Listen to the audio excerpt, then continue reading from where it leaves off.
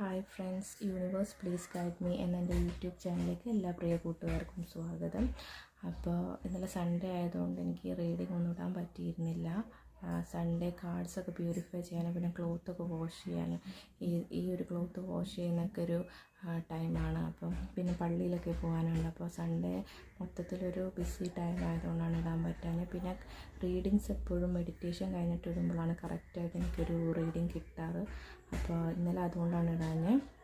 അപ്പോൾ ഇന്ന് നമുക്ക് നല്ലൊരു റീഡിങ് നോക്കാം. ഡിവൈൻ മെസ്സേജും ഏഞ്ചൽസ് ഗൈഡൻസും അല്ല, ഇന്ന് നമുക്കൊരു വെറൈറ്റി ആയിട്ട് ചെയ്ത് നോക്കാം.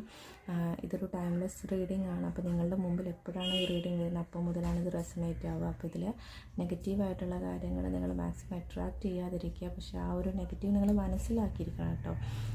പോസിറ്റീവായിട്ടുള്ള കാര്യങ്ങൾ നിങ്ങൾ നിങ്ങളുടെ ലൈഫിലേക്ക് അട്രാക്റ്റ് ചെയ്ത് തന്നെ എടുക്കണം. മാനിഫെസ്റ്റേഷൻ ചെയ്ത് തന്നെയാണ് നമ്മൾ ഓരോ കാര്യങ്ങൾ യൂണിവേഴ്സിലേത് നമ്മളിലേക്ക് അട്രാക്റ്റ് ചെയ്തെടുക്കുന്നത്. അപ്പം നമുക്ക് റീഡിങ് നോക്കാം.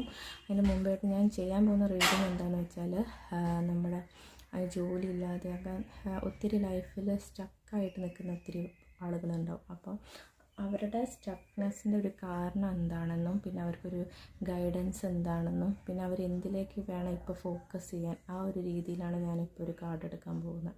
അപ്പം നമുക്ക് റീഡിങ് പോയാലോ. എല്ലാവരും ഡീപ്പ് ബ്രീത്തിങ് എടുക്കുക, സൈലൻ്റ് ആയിട്ടുള്ളൊരു ഏരിയയിൽ പോവുക. ഞാൻ എല്ലാ വീഡിയോയിലും പറയുന്നതുകൊണ്ട് ഞാൻ റിപ്പീറ്റ് ചെയ്യുന്നില്ല.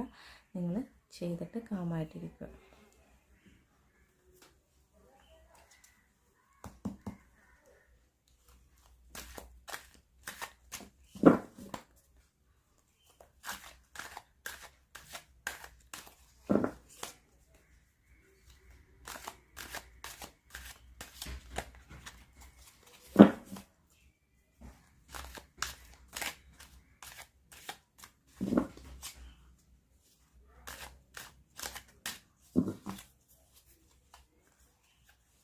അപ്പം നമ്മുടെ ഇപ്പോഴത്തെ ഒരു കറൻറ്റ് സിറ്റുവേഷൻ എന്താണെന്ന് നോക്കാം.